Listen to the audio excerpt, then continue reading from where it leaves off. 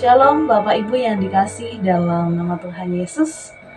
Renungan pada tanggal 3 Oktober 2025 yang diambil dari Yeremia 52 ayat 12 sampai ayat yang ke-30.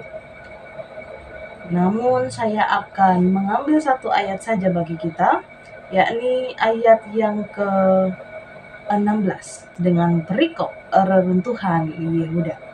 Bagilah bunyi firman Tuhan, tetapi Nebuzaradan, kepala pasukan pengawal, meninggalkan beberapa orang yang paling miskin dari rakyat negeri itu di tanah Yehuda untuk menjadi tukang kebun dan petani.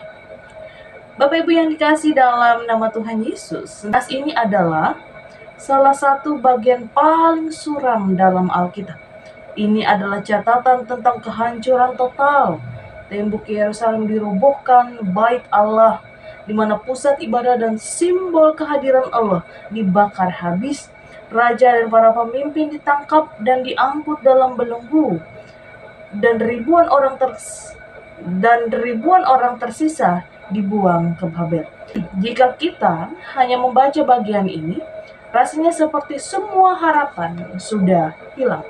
Namun di tengah-tengah kehancuran inilah kita bisa menemukan suatu kekuatan dalam pengharapan. Harapan yang kita cari bukanlah pada hal-hal yang besar dan megah, tetapi pada detail yang paling kecil. Bapak Ibu terkasih, oleh sebab itu saya mengambil tema bagi kita, yakni kekuatan dalam pengharapan. Ayat 16 merupakan secercah harapan, secercah cahaya di tengah kegelapan yang pekat. Di saat semua kekayaan, kemegahan bait Allah yang musnah, ada sekelompok kecil orang yang dibiarkan tinggal. Mereka bukanlah para raja, imam, atau prajurit yang berkuasa, tetapi orang-orang yang paling miskin. Mereka ditinggalkan untuk pekerjaan yang paling sederhana, menjadi tukang kebun dan petani. Mengapa ini begitu penting untuk kita pelajari bersama? Karena dalam hal yang paling sederhana inilah kekuatan dalam pengharapan sejati terwujud. Jadi Bapak Ibu terkasih, ada beberapa bagian yang perlu kita pahami dalam nas ini. Yang pertama adalah kekuatan dalam sisa. Keberadaan sekelompok kecil orang yang tersisa ini menunjukkan bahwa Tuhan tak memusnahkan. Keberadaan sekelompok kecil orang yang tersisa ini menunjukkan bahwa Tuhan tidak memusnahkan umatnya sepenuhnya. Meskipun hukuman harus datang karena dosa, anugerah Allah masih tetap ada. Mereka yang tertinggal disebut juga dengan kata tersisa. Benih kecil yang menjadi dasar dari sebuah pemulihan di masa depan. Dan ini menjadi bukti nyata bahwa Allah akan selalu memelihara sebagian umatnya. Dan yang kedua adalah kekuatan dalam kesederhanaan. Harapan yang disajikan di sini bukanlah tentang pembangunan kembali bait Allah yang begitu megah, tapi sebuah harapan yang lebih mendasar lagi.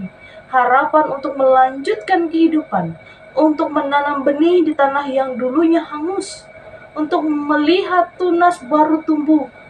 Ini juga sebuah harapan yang ditemukan dalam pekerjaan tangan, dalam kesuburan bumi, dan dalam siklus hidup yang terus berlanjut. Ini mengajarkan bagi kita bahwa pengharapan bisa berakar pada hal-hal yang paling sederhana ketika semua orang besar telah runtuh. Dan yang ketiga adalah kekuatan yang tersembunyi. Ayat ini menunjukkan kekuatan yang tak terlihat. Kekuatan sejati bangsa Israel bukanlah pada tembok kota atau emas di bait Allah, tetapi pada keberanian mereka sebagai umat yang dipelihara Tuhan. Bahkan ketika mereka berada di titik terendah, Tuhan membiarkan mereka memiliki kemampuan untuk memulai kembali. Ini adalah kekuatan yang tidak bisa dirampas oleh siapapun. Saat kita menghadapi suatu kehancuran Yerusalem dalam kehidupan kita, kehilangan pekerjaan, hubungan hancur, atau mimpi yang pupus. Kadang kita sering merasa seperti segala telah berakhir. Kita merasa putus asa. Namun nas ini mengingatkan kita untuk mencari harapan di tengah yang tidak terduga. Tuhan sering kali bekerja melalui hal yang paling kecil, paling tidak mencolok. Kekuatan pengharapan tidak terletak pada apa yang kita miliki, melainkan pada siapa yang memegang kita. Bahkan di tengah puing-puing, Tuhan selalu meninggalkan sisa yang dapat kita genggam. Sebuah janji bahwa ada kehidupan, ada tujuan, dan ada masa depan yang menanti.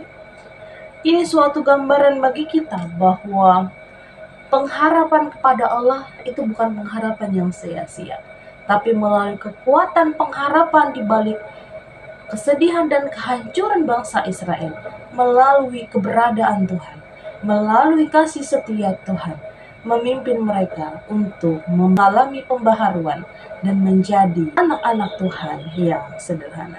Mari Bapak Ibu terkasih, kita bersatu dalam doa.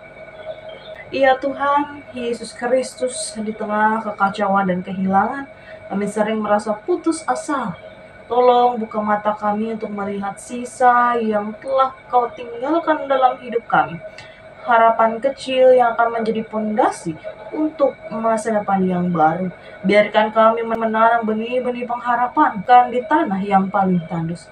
Karena kami tahu Engkau adalah sumber kekuatan dan sumber harapan yang sejati bagi kami manusia. Amin.